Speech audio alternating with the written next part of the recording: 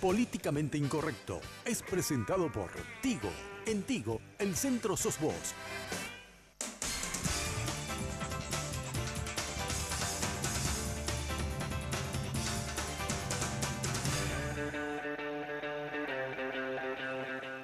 Muy buenas noches, gracias por la sintonía. Bueno, este es el periodo en donde ya la mayoría empieza a hacer evaluaciones, qué fue lo mejor y lo peor del año, etcétera, etcétera.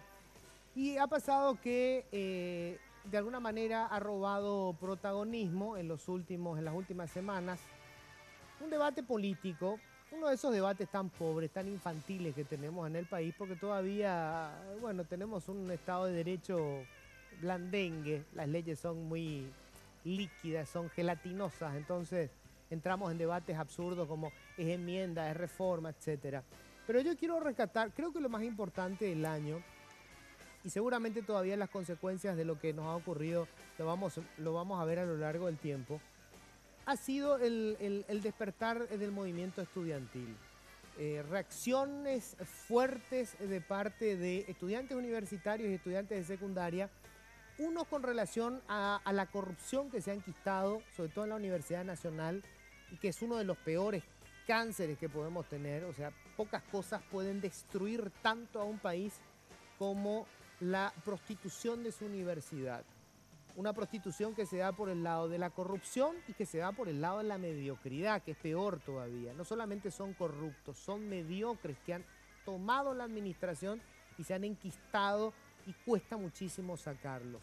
Y en el lado de los estudiantes de secundaria, que están reclamando lo que sabemos de hace tiempo que existe, ¿verdad? Una pésima inversión en educación, una apuesta lamentable por parte del Estado a lo que debería ser la inversión más importante. Y esto no es ya discurso ni lirismo, esto es una cuestión práctica.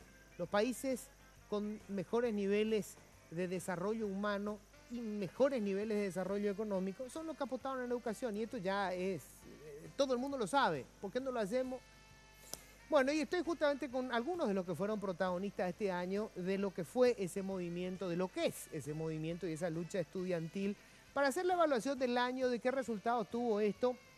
Y vamos a hablar de los otros aspectos también, pero creo para mí que creo que es la gente más interesante que surgió este año. Por eso estoy con ellos acá y ya les cuento, estoy por un lado con Felipe Domínguez.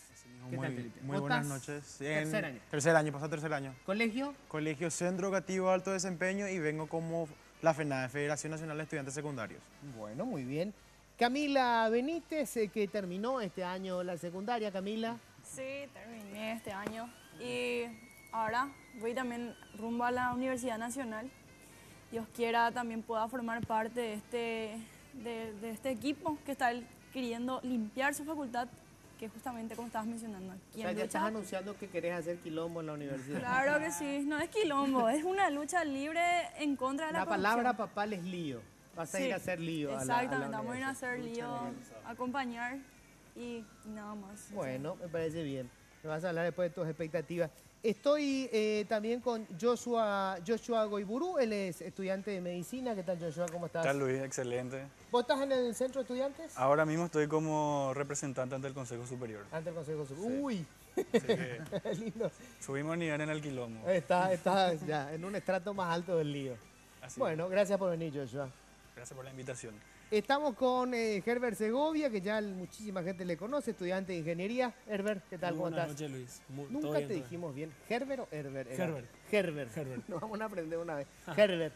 Bueno, Herbert, que por cierto, hoy renunció el interventor. Asimismo, alrededor de las 11 de la mañana nos llegó esa información, ¿verdad?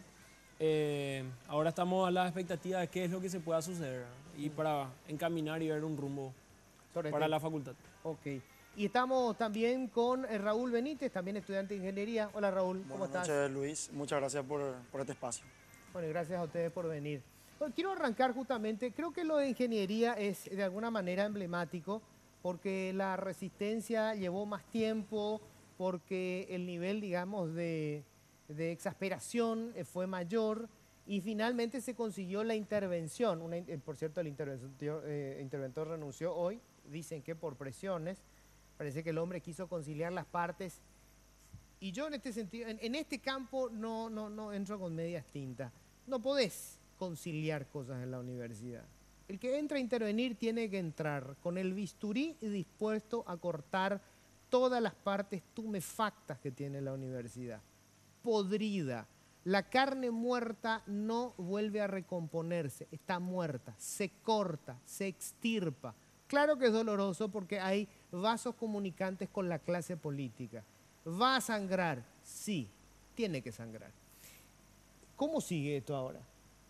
Bueno, realmente es así como dijiste, ¿verdad? Nosotros desde un principio, desde que empezó este proceso de intervención, nosotros acercamos todos los documentos acerca de las denuncias que nosotros mismos habíamos hecho, documentos que revelaban las irregularidades que existían dentro de la facultad, ¿verdad?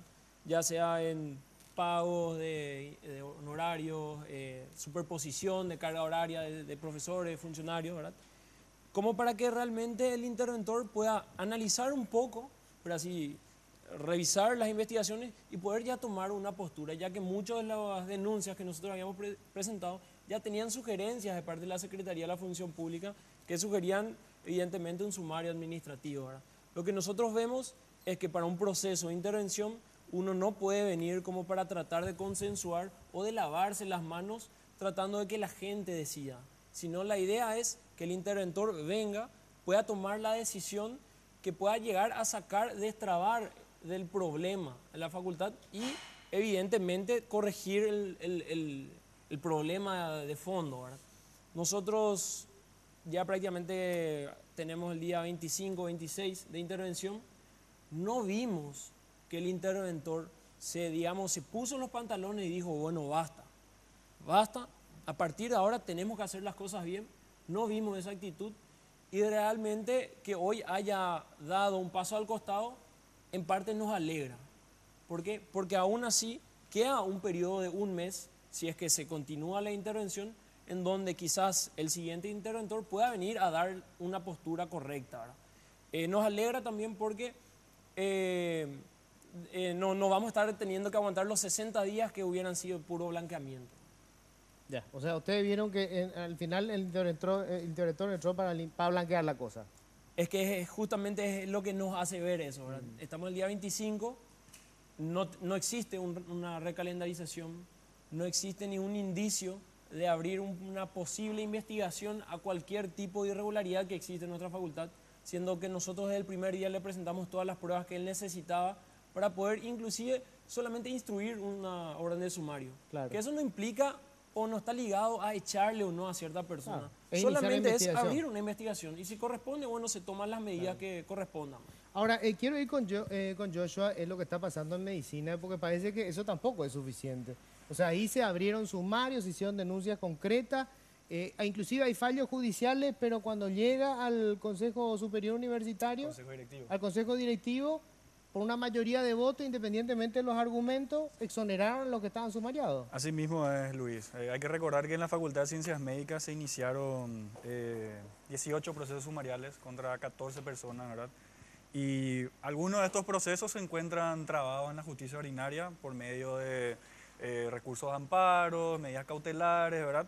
Y otros que sí pudieron correr, ¿verdad? Que llegaron a la finiquitación en estos días y que específicamente eran dos personas, ¿verdad? Justamente el sumario que se pudo finiquitar era de un consejo directivo del año 2009, donde en ese consejo hubo un problema, ¿verdad? Con un decano de ese entonces y el consejo decidió destituir a este decano, ¿verdad? Pasa que en el estatuto figura claramente que para que uno destituya a una autoridad como ser el decano o el vicedecano, se necesita el 2/3 del consejo directivo, ¿verdad? ¿Qué fue lo que pasó en ese entonces? Había renunciado una persona, en lugar de ser 13, eran 12, y surgió la duda, ¿es 2/3? Así como hablamos, como estamos tan acostumbrados a interpretar, ¿verdad? Sí. 2/3 es 2/3 del total o 2/3 de lo que hay ahora, como renunció esto, ¿verdad? Se hizo una consulta al Consejo Superior Universitario que resolvió de que los 2/3 es 2/3 del total siempre, independientemente de la cantidad de gente que haya en ese entonces, ¿verdad? Okay. No importa, y ellos igual lo destituyeron ilegalmente, esto fue a la justicia ordinaria, y cuando yo hablo de ilegal no es que lo estoy diciendo yo, lo dijo la Corte Suprema de Justicia, ¿verdad? A pesar de todo, llegó el dictamen de los jueces sumariantes, 2 de ellos calificaban la conducta ilegal y recomendaban la aplicación de sanciones. Y nuevamente los profesores no solamente se pusieron a interpretar esto, sino que otra vez empezaron a juzgar cosas juzgadas. De que no, que 2/3 es 8, que 2/3 de 13 es 8, no sé qué cuánto, ¿verdad? Entonces los profesores, nuevamente haciendo uso de su amplia mayoría, decidieron sobreseer a estos afectados, ¿verdad? Lo cual está dejando un precedente. Para los otros sumarios. Sí, recordemos que todavía está el profesor Gustavo Rodríguez Andersen, ¿verdad? Que fue acusado, está actualmente imputado por acoso sexual. Y esperemos de que esto no sea realmente la antesala a lo que se viene con estos sumarios. Ahora, estos que estaban acusados, digamos, ¿también son profesores? También son profesores. Después vamos a volver otra vez, porque el tema, yo creo que la clave acá son profesores. Todo tiene que ver con eso, cómo se eligen a los profesores, qué tipo de trabajo de investigación supuestamente son los que presentaban para llegar a escalar y a ocupar hoy los lugares que tienen, porque tiene que ver básicamente con eso. Todo lo otro es en torno al tema de los profesores, los cargos, los rubros, las contrataciones, todo tiene que ver con eso. ¿Tengo que hacer la primera pausa? Bueno, vamos a hacer la pausa y podemos hablar del tema de qué pasó con los estudiantes, no con los estudiantes de secundaria, qué pasó con la educación, digamos, los reclamos, las protestas, las promesas, pero los techos se siguen cayendo. Pausa, ya volvemos.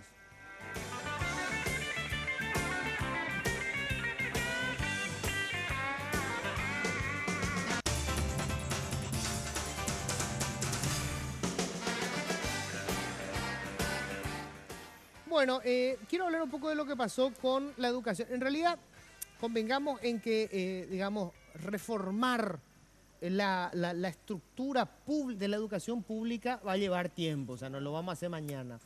Pero después de todo eso que ustedes hicieron, de salir a la calle, de protestar, de convertirse en un problema que ellos están obligados a resolver, ¿cómo ven la cosa hoy? Hoy en día, por suerte, con los estudiantes secundarios, avanzamos en lo que es a nivel de conciencia. Pero lo que es a nivel de promesa de los mandatarios, hoy en día vemos que es escaso, pésimo. Yo todavía no vi ningún avance desde hoy desde que asumió Riera hasta hoy en su cartera. Eso es, los es resultados, lo digamos. mismo. Cartes tampoco. Cartes no tiene el más mínimo interés del interés hacia la educación. Y nosotros como estudiantes secundarios estamos indignados y quiero expresar algo. Estuve escuchando todo este mes, los políticos, vamos a tomar el palacio porque se viola la Constitución. Señores, todo el día se viola la Constitución porque hay alumnos que no tienen acceso a educación. Yo realmente quiero instar a la ciudadanía y a todos esos políticos que primero esté la educación y después sus intereses. Porque la educación es la base de toda sociedad. Y si nuestra educación está mal, ¿cómo van a estar nuestros jóvenes? Camila. La misma cosa puedo decir. Quizás la gente diga, no hubo avances, pero para mí realmente un legado que pudimos dejar lo que comenzamos, que no vino solamente el 2016, sino de antes, es dar el puntapié para que los demás estudiantes se den cuenta de cómo está la educación en este país, que sepan analizar, que para que un país avance, para que el día de mañana mi hijo no esté pidiendo monedita en la calle, para que no haya más motochorros, para que deje de haber tantos políticos ladrones, falsos y mentirosos, se debe invertir en la educación.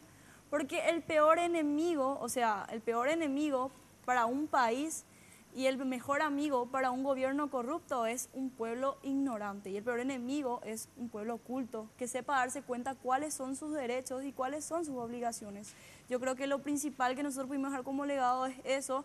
Y sí, se puede decir que gran avance no hubo, aunque hay que también tratar de analizar todo lo que pasó y admitir también que gracias a eso conseguimos un espacio, el sector estudiantil. Hoy en día nos invitan a las reuniones, estamos en programas, lo que sea, pero por lo menos eso se ve un pequeño avance, lo cual yo insisto, y los chicos que ahora están en octavo, noveno grado, y les invito realmente a que ellos se prendan y hagan mejores cosas de lo que nosotros, lo que ya estamos terminando, ya terminamos, hicimos. Ahora, decime, ¿vos crees que esto puede ser una moda pasajera? Porque convengamos que a cierta edad, ¿verdad? Cuando vos estás en los 14, 15, 16, 17 años, bueno, es lógico que hay otras prioridades en tu vida, ¿verdad? Claro. Es decir, están las hormonas que están saltando, está, qué sé yo, el deporte, están las pasiones que son propias de la edad. Esto rompió con digamos, la caricatura que se hacía del joven, ¿verdad? Del adolescente joven que está en la pavada, está en el show, la está pasando bien, ¿quién no, verdad? Más vale, todos recordamos que la pasamos bien. Pero meterse en cuestiones así, hablar de derecho, del derecho a la educación, ¿es una cosa pasajera? ¿Ustedes creen que realmente quedó? No va a ser nunca mayoría, siempre van a ser menos, digamos, los que reaccionen y se mueven y se movilicen. Pero, ¿están los que van a seguir con esto? Yo creo, no sé, Adelante. yo creo que moda pasajera no es que los techos estén cayendo, la educación pésima no es una moda pasajera, es una realidad. O sea que los estudiantes van a seguir dándose cuenta de que su colegio se está derrumbando, de que no están recibiendo almuerzo escolar, de que no están recibiendo una digna enseñanza y eso no puede ser moda pasajera. Siempre van a venir mejores, van a venir mayores y mayores cosas van a hacer que nosotros porque se van a ir dando cuenta y cada vez a despertar más. Hoy en día la tecnología avanzó, el nivel educativo debería avanzar también. Y hoy el joven está más informado que el joven de hace 20 años atrás. O sea, se va a seguir dando cuenta de cuál es su realidad y vamos a estar nosotros. Nosotros terminamos el colegio, pero mira, yo no tengo ganas de dejar la lucha. Yo tengo ganas de seguir luchando por una mejor educación en la universidad, ya sea algún día, si Dios permite, en algún lugar que Dios me ponga, yo quiero seguir luchando. Yo creo que Felipe también y todos los compañeros que están acá van a seguir luchando porque por algo ya te choca la corrupción, porque querés que tu país avance. Cabe destacar que esto no es una moda, esto empezó en el 1998 ya, con el MOVE, que es por Movimiento de la Obtención de Boleta Estudiantil, y los jóvenes ahí fueron creando conciencia de a poco, porque no tenían tanto acceso a la información. Y no solamente los estudiantes quieren incidir en las políticas públicas, sí, hay niños en infancia trabajadora que también están queriendo incidir, hay muchos grupos sociales que están queriendo decir, este es mi derecho y el Estado debe cumplir, y los estudiantes secundarios que creemos que esto no es una moda, es algo muy, muy serio, incidir en las políticas públicas. Y así, lo más claro fue echarle a una ministra, a la mejor amiga del presidente de la República, a la que jamás se le iba a echar, a la que no estaba en su agenda renunciar, y los jóvenes le echamos. Y no fue por moda, fue porque era una ministra inútil y todos los jóvenes se levantaron porque tenía conciencia. Así que... Bueno, vamos a ver cómo evoluciona esto. Ojalá que esto se mantenga. Raúl, el tema, bueno, vamos al drama de la universidad que hoy es cómo se fue construyendo esta casta de docentes. Hace unos 10 años ser profesor en la facultad era una cuestión más que nada, digamos, de título honorífico, los salarios eran miserables, pero te daba cierto prestigio ser profesor de la facultad y había profesores realmente, sobre todo en la Universidad Nacional estaban los mejores profesores, no estaban ahí por la plata. Se construyó toda una red y de repente hoy descubrimos que un profesor gana lo que gana un parlamentario. Con el tema de que tiene 2, 3, 5 rubros de investigación, pasó a ser un negocio rentable. Así mismo, Luis. Existen profesores que siguen ganando poco y existen otros que ganan bastante, ¿verdad? Aclaramos ahí un poco quiénes son los que ganan bastante. Los que ganan bastante siempre son los que están en la línea de las autoridades, los que siguen al pie de la letra lo que quieren las autoridades. Entonces eso forma como una rosca corrupta dentro de la UNA. Justamente fuera de lo que tiene que también que ver con los salarios, yo te hablo un poco de lo que es en la Facultad de Ingeniería, ¿verdad? Acá traje algunos papeles, ¿verdad? Por ejemplo, el ingeniero Roberto Nay, consejero docente. La Facultad de Ingeniería se caracteriza por los convenios que hace como facultad con diferentes instituciones, ya sea del Estado o mismo de la Universidad Nacional, ¿verdad? Convenio con el Consejo de la Magistratura para la fiscalización de un edificio Tacuarí, 33.750.000. Él es consejero docente, el decano adjudica esto directamente, ¿verdad? O sea, le entrega a uno de los consejeros esa obra y él cobra por eso 33.000. Por fiscalización de obra, 33.750.000 guaraníes. Acá, mira, ingeniero Isacio Vallejos, brindándole a Susana Vallejos, que es su hija, una fiscalización por 19.800.000, ¿verdad? Acá tenemos otra Isacio Vallejo, cuando era decano. Cuando era decano, cuando él mismo era decano, acá también necesitamos a alguien que fiscalice. Vos, ¿quién sos vos? Mi hija es, a ella. A ella misma, mira. Es también Susana Vallejos, 19.800.000. Nicolás Pistilli, hermano de uno de los consejeros docentes de la época de Isacio Vallejos.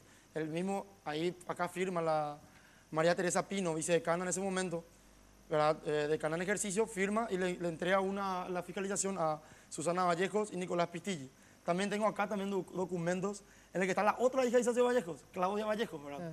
Con un monto de, te digo, 31.500.000 por tren de cercanía para pasajeros entre Asunción y Pacaraí, ¿verdad? Y así tenemos una cantidad inmensa de documentos. Es un buen padre, nadie puede discutir eso. Entonces teníamos un buen regalo.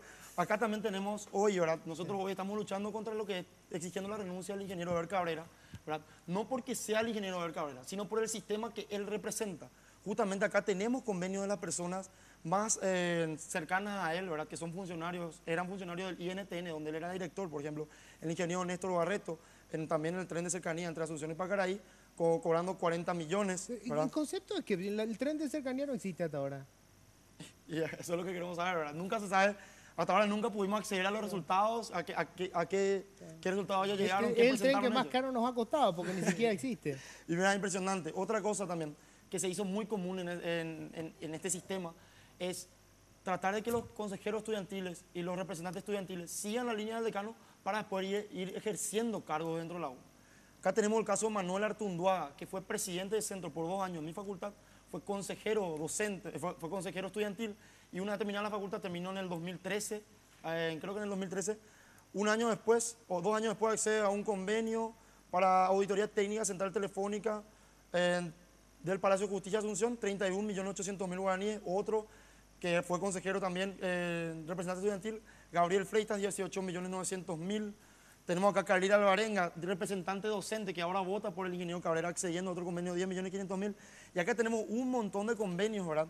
Inclusive, te doy uno de los más llamativos para mí, el ingeniero Ignacio Velázquez Guachiré, ¿verdad? Que fue representante estudiantil y presidente del centro en el 2008, es nombrado para que lleve adelante una elaboración de un manual de organización y funciones del Departamento de Cirugía para la Facultad de Ciencias Médicas.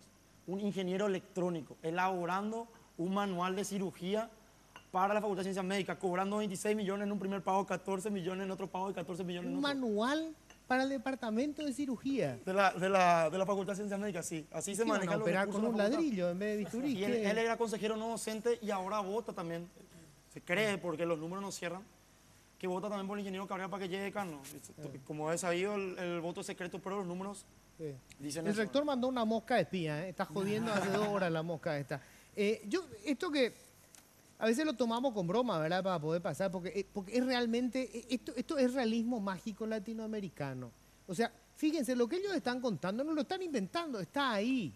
¿Cómo funciona esto?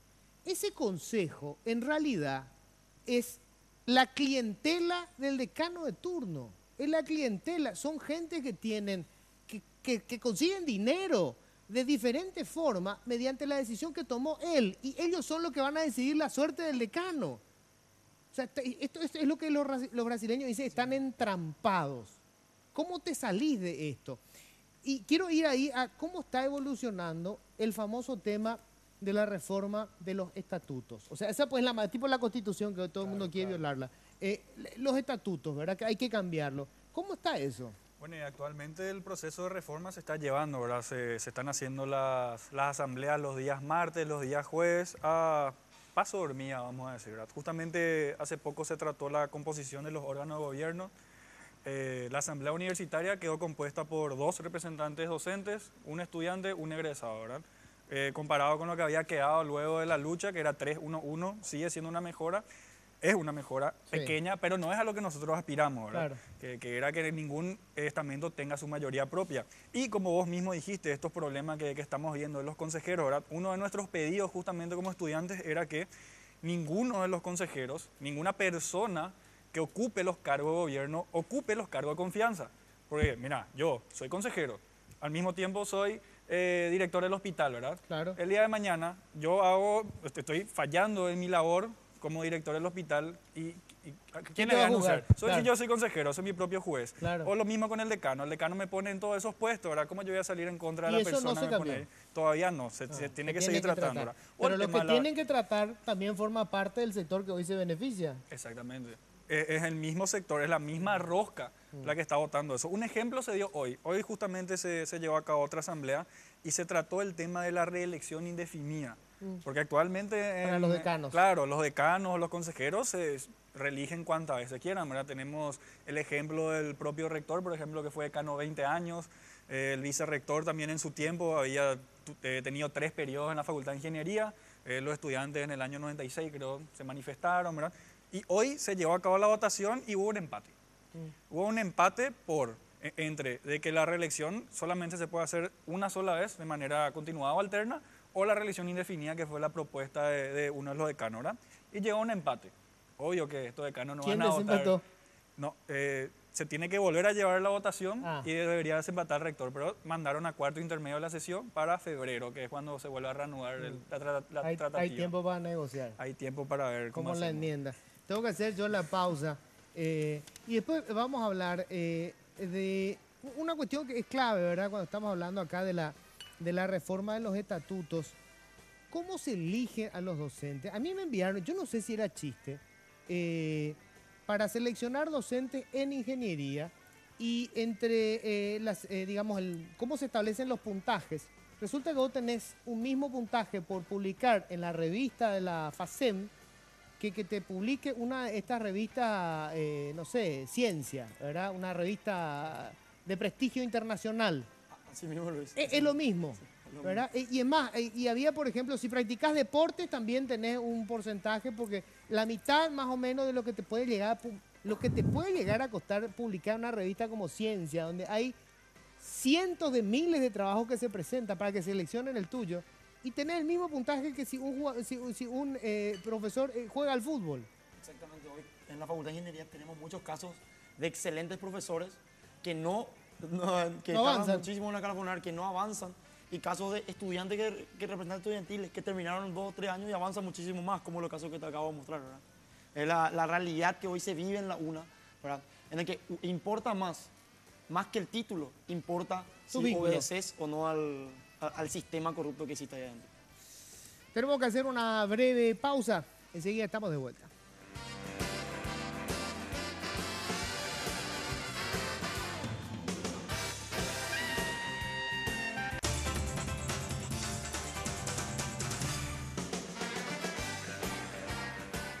Bueno, en Tigo queremos celebrar de tu lado esta Navidad, por eso queremos llenarte de regalos más grandes. Por eso cada transacción que realices con tu billetera Tigo Money, desde 10.000 guaraníes, vas a recibir paquetigos de regalos mucho más grandes de los que recibís ahora. Celebra esta fiesta más conectado que nunca. Tigo, el centro sos vos.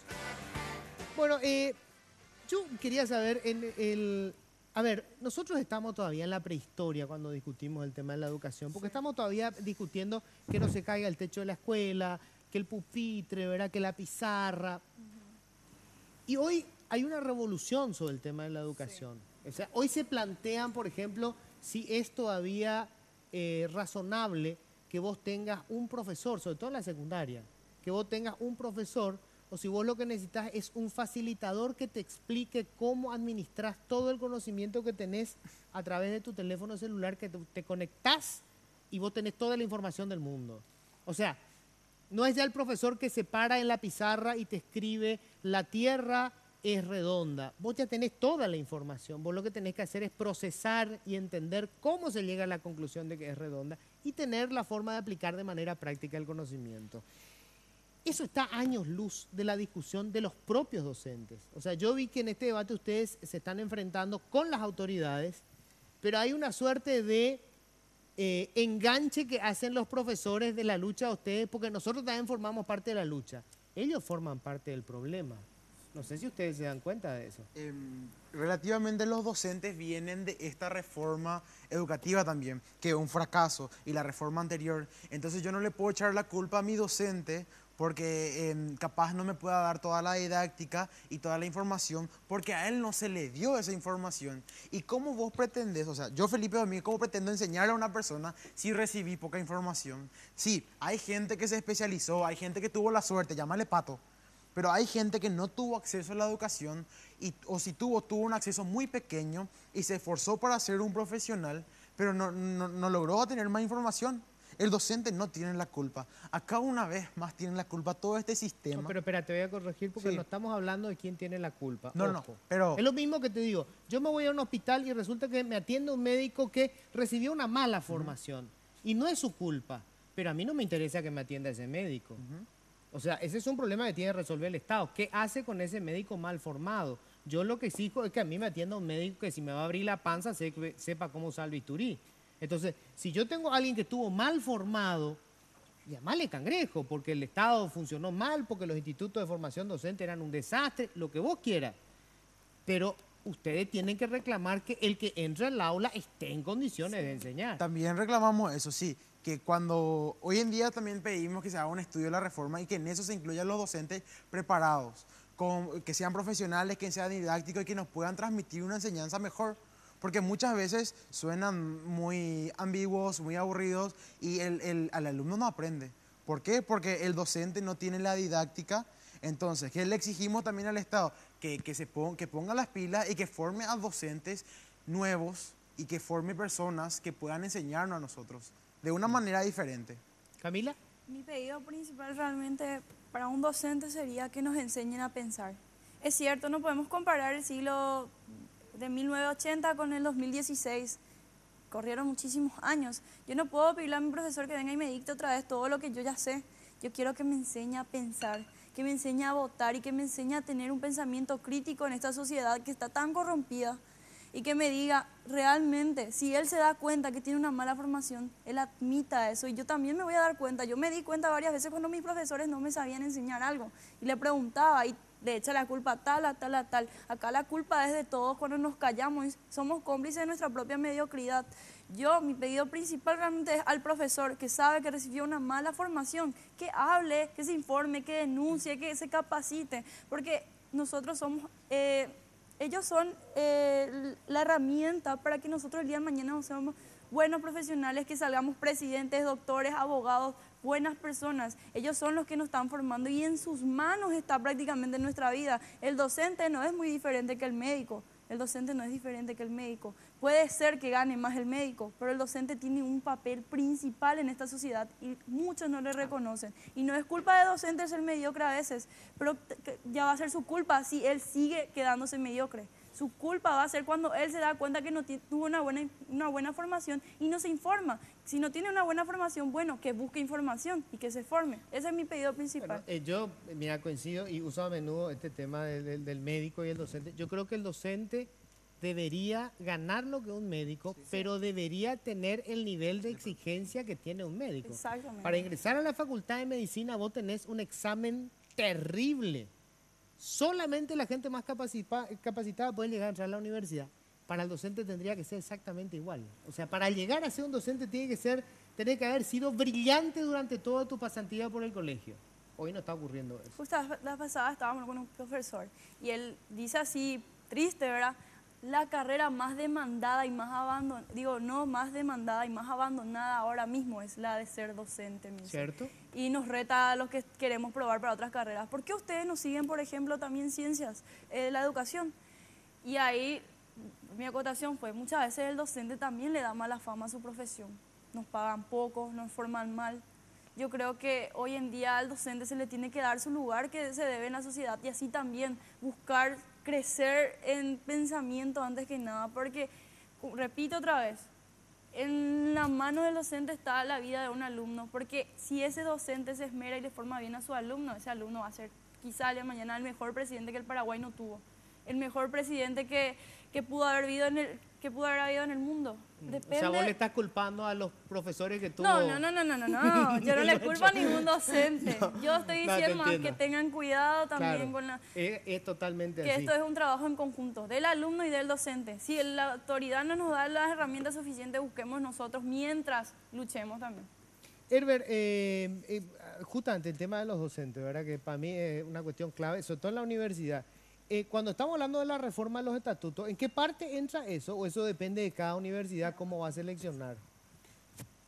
Bueno, lo que pasa es, de repente el reglamento de escalafoniamiento, ¿verdad? Está de acuerdo a cada facultad y de acuerdo a cada, digamos, actividades que puedan ir desarrollando, qué sé yo, tienen un sistema de puntuación, por ejemplo, ya sean papers, investigaciones, trabajos realizados, en qué cosas él participó, ¿verdad? O en qué refrendó algo. Entonces, de acuerdo a eso se va, digamos, consiguiendo ciertos puntos. Sí. También existe el lado en donde se hace caso omiso a eso y nada más se ve por el tema de la antigüedad, ¿verdad? Que es donde se va cumpliendo por lo general en nuestra facultad. Sí, claro, que es uno de los mayores disparates. Que es uno de los mayores disparates, ¿verdad? Porque realmente, justamente puede ser que una persona, bueno, tenga su antigüedad, tenga su trayectoria, pero no esté actualizada, no esté al tanto con lo que viene a ser la ingeniería de hoy en día, ¿verdad? Que año tras año se va actualizando, así como todas las demás carreras, ¿verdad? No puedes quedarte en el pasado, ¿verdad? No puedes, por ser, bueno, él es un profesor de hace 20 años. No, puede ser él se merece este cargo, no. ¿verdad? Puede ser un mediocre durante 20 años y en 2 años puedes revolucionar la ingeniería. Claro, y justamente es lo que, una de las cosas que pasa en nuestra facultad es que los docentes hoy en día no entran porque quieren ser docentes o porque les gusta enseñar, sino porque ven un camino de fácil escalafonamiento a tal punto que algún día ellos puedan llegar a sentarse en la mesa del consejo directivo. ¿Para qué? Para poder acceder a los beneficios que había mostrado mi compañero hace rato, o para poder encubrirse entre ellos, como es lo que está pasando en la Facultad de Ciencias Médicas. O sea, es una carrera burocrática. Ahora prácticamente ya se está convirtiendo la, digamos, carrera de docencia en la UNA como una carrera política. Vos lo único que tenés que hacer es hacer pasar los años, cumplir con ciertas exigencias mínimas para poder ser escalafonado y luego ahí ya tener y cumplir las condiciones para poder ser miembro del consejo directivo y todo ese tipo de cosas. Ahí, ¿qué pasa? Lo único que tendrías que tener es contactos, amigos o quizás apellidos, ¿verdad? Entonces, a ese punto estamos cayendo, a ese punto estamos dejando caer nuestra educación. En ese punto, yo creo que el mejor ejemplo es justamente el ingeniero Cabrera, que él logra su escalafonamiento 2 semanas antes, antes de la elección de decano. Él ahí justito logra su escalafonamiento como adjunto, ¿verdad? Y 2 semanas después es electo decano. O sea, no podía ser decano si no tenía ese si no tenía ese escalafón, no podía ser decano. Y 2 semanas antes de la escalafona, 2 semanas pues ya estaba sentado en el debe ser una coincidencia, qué malo eso. Seguro que fue una según coincidencia. Él, una de las cosas que nos decía él, que él no sabía que iba a ser decano, iba a ser electo decano y que ahí se dio una elección. Y en medicina, Joshua, que es, bueno, ahí pues se supone que tiene que haber mayor rigor para el escalafonamiento porque tus informes, tus estudios tienen que tener, digamos, ciertos rasgos que permitan que cualquier médico en cualquier lugar del mundo mire y diga, caramba, qué estudio.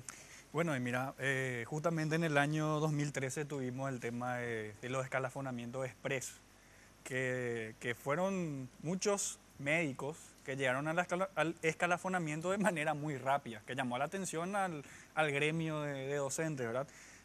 Para explicar un poco cómo funcionaba el sistema en ese entonces. Es así mismo, tiene un sistema de puntuación donde uno presenta las tesis, se te aprueba la tesis, dependiendo de cuántos trabajos valen tantos puntos, ¿verdad? Pero ¿qué fue lo que pasaba en ese entonces?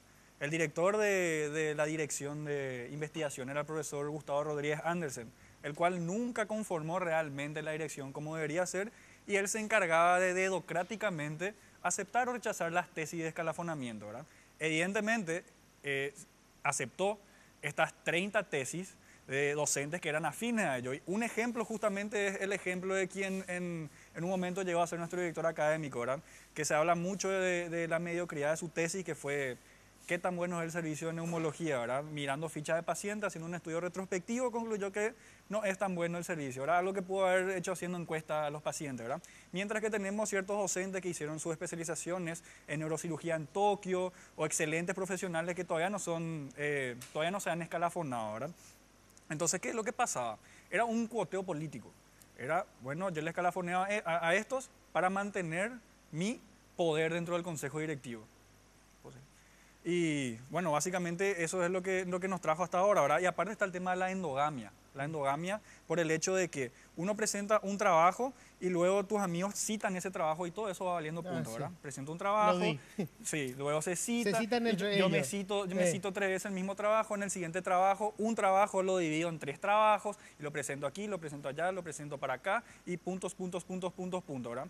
Un sistema totalmente endógamo que hace que las personas que se formaron en el extranjero, por ejemplo, estén en condiciones muy adversas a las personas que se mantienen dentro de la facultad y que aprovechan ese glitch en el sistema, ¿verdad? ¿Eso se puede cambiar con la reforma de los estatutos? Eso lo podríamos cambiar nosotros, porque depende de cada facultad, como había comentado Gerber. Pero bueno, pues la mayoría en el consejo lo que tienen que votar forma parte del sistema. Claro. O sea, sería como que los dinosaurios voten por la roca que se estrelló con el planeta y los extinguió a todos. Así mismo. Fantástico. Tengo que hacer la pausa. Bueno, vamos a hacer una breve pausa y después les voy a preguntar a ellos, bueno, ¿qué opinan del futuro político del país? Y una pregunta que me parece que es clave para estos jóvenes que hoy están formando parte de esto que yo quiero creer es el comienzo de la revolución de la educación. Pausa, ya volvemos.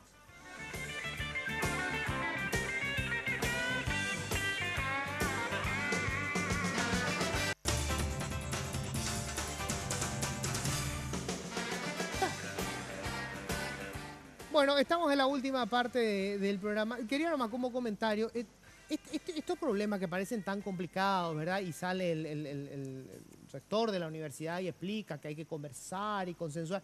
Esto es muy simple, señores. Para poder tener rigor, vos tomás un sistema de escalafonamiento de cualquier universidad del primer mundo, de la Universidad de Medicina de Madrid, no sé, hasta la UBA debe tener un sistema mucho mejor que el nuestro, ¿verdad? La Universidad de Buenos Aires, o tomá la de San Pablo, que creo que es una de las más prestigiosas en América Latina, y tomá cómo se hace el escalafonamiento y replicá. Nosotros no vamos a estar inventando la pólvora, que somos tan geniales nosotros que descubrimos cómo escalafonar, es absurdo. Sencillamente no hay intención de hacerlo, porque saben los Andersen y compañía que nunca van a poder ascender.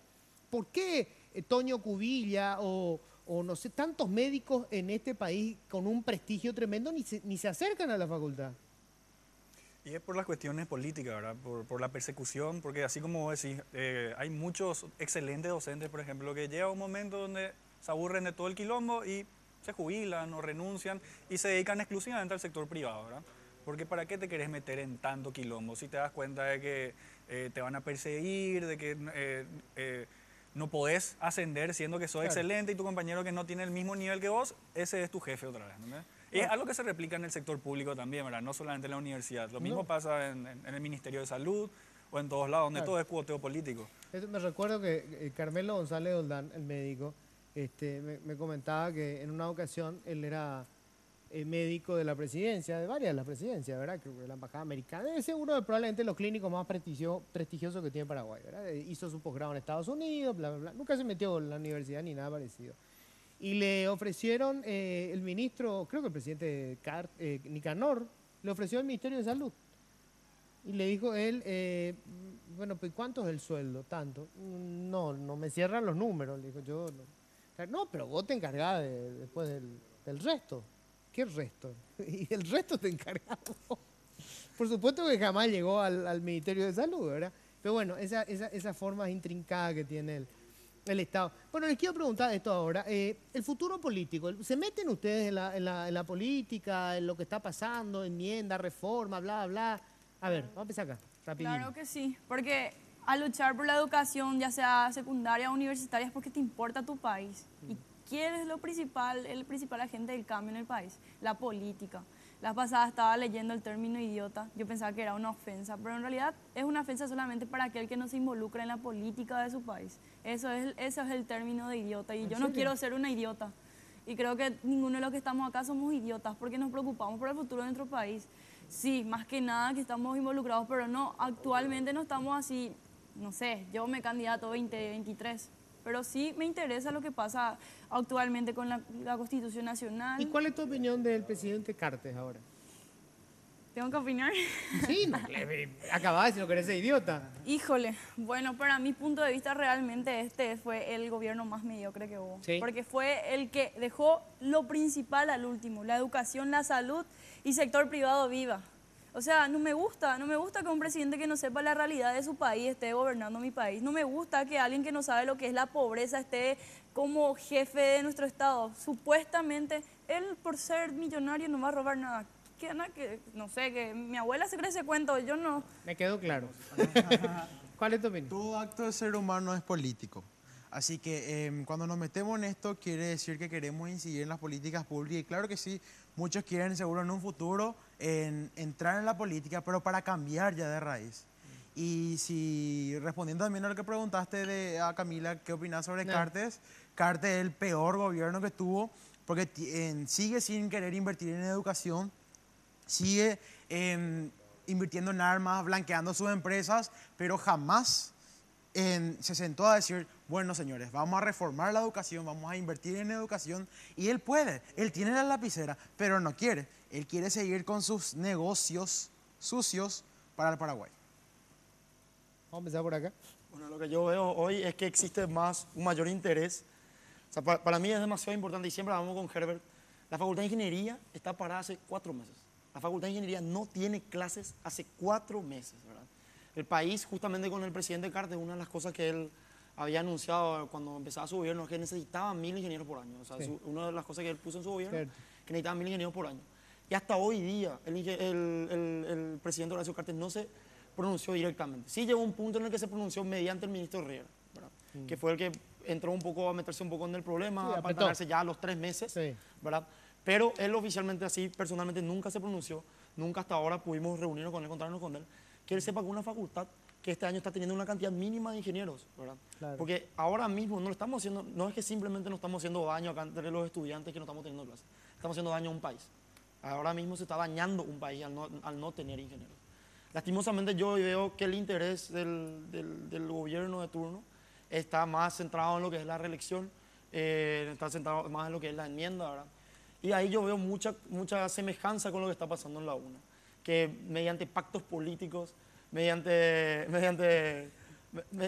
a Acuerdo bajo la mesa. botazos y tratos bajo la mesa, se están queriendo aprobar cosas que no se aprueban realmente porque se piensa que puede ser lo mejor para el país. Si no se aprueba, se está pensando solamente en un sector, se está pensando solamente en un pequeño grupo. Bueno, concuerdo, ¿verdad?, bastante en lo que ya dijo el compañero, ¿verdad? Justamente uno de sus ejes también él había dicho que era la transparencia en las gestiones, ¿verdad?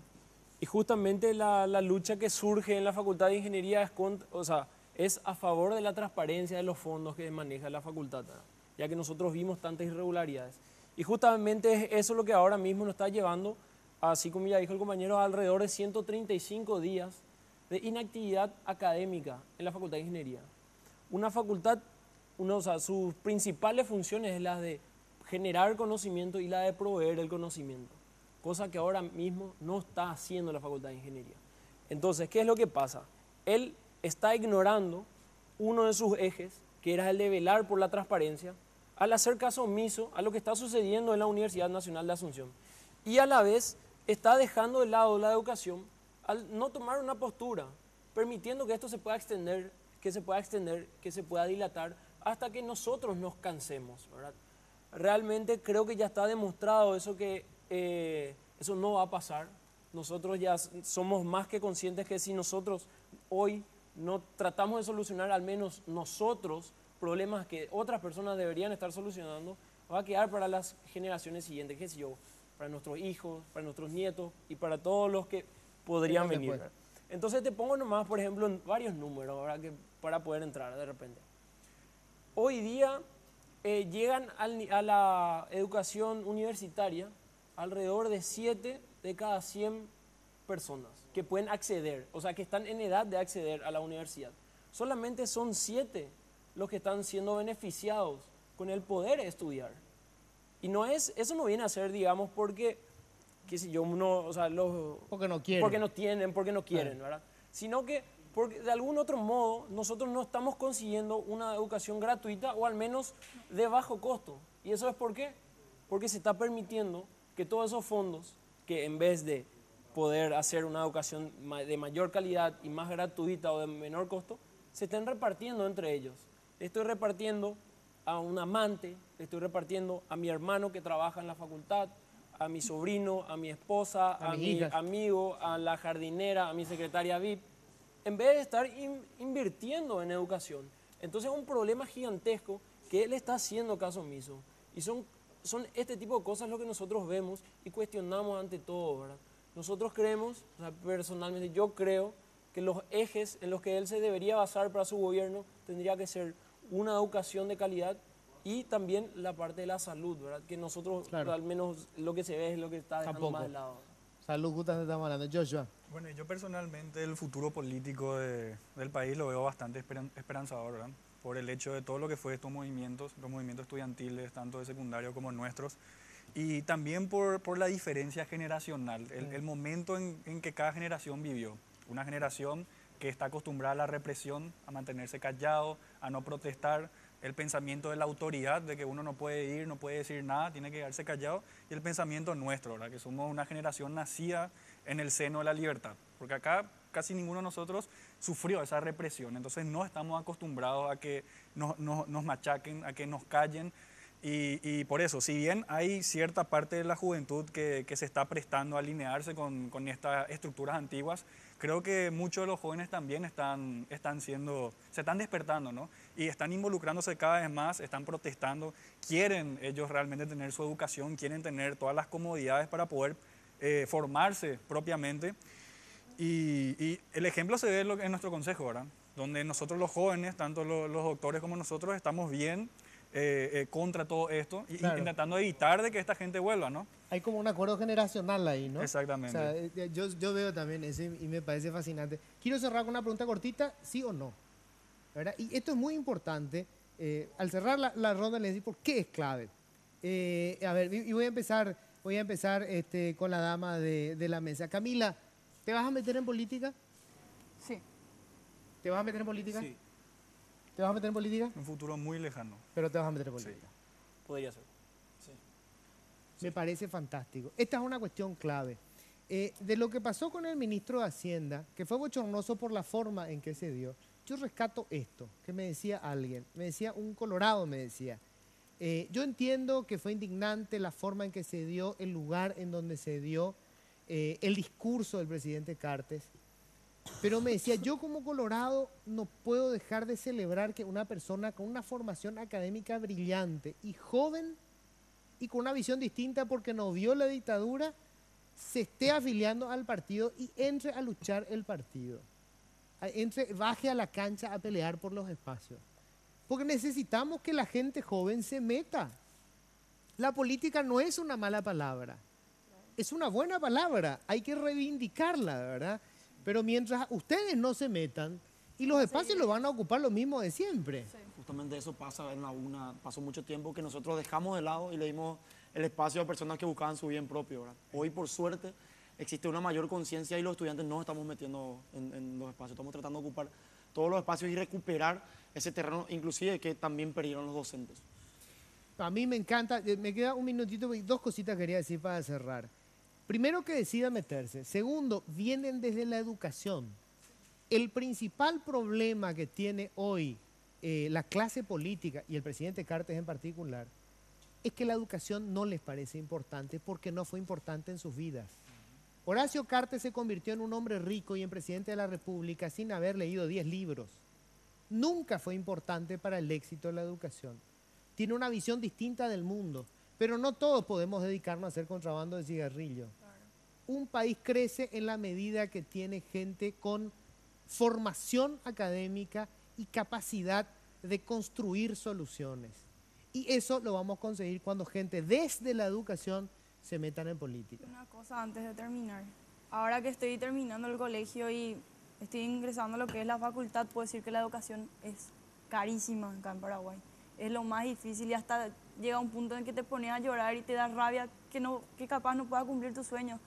Pero igual, que eso no sea un incentivo para dejar tu colegio, tu educación, tu universidad. Lucha hasta el máximo y vamos a ser nosotros los que vamos a darle la educación gratuita a nuestros futuras Y además, generaciones. para cerrar, hoy tienen la ventaja de que la tecnología te pone todo el conocimiento al alcance del dedo. Y la educación es la base de Lean. toda sociedad. Así que Lean. Muchísimas gracias, gente. Un placer compartir la mesa con ustedes. Gracias por la invitación. Nos encontramos el próximo martes, así que tengan una feliz Nochebuena, creyentes o no creyentes, pásenla bien, disfruten en familia y nos vamos a encontrar nosotros cuando ya nos van a quedar poquísimos días para cerrar el año. Nos encontramos el martes, chao. Políticamente Incorrecto fue presentado por Tigo. En Tigo, el centro sos vos.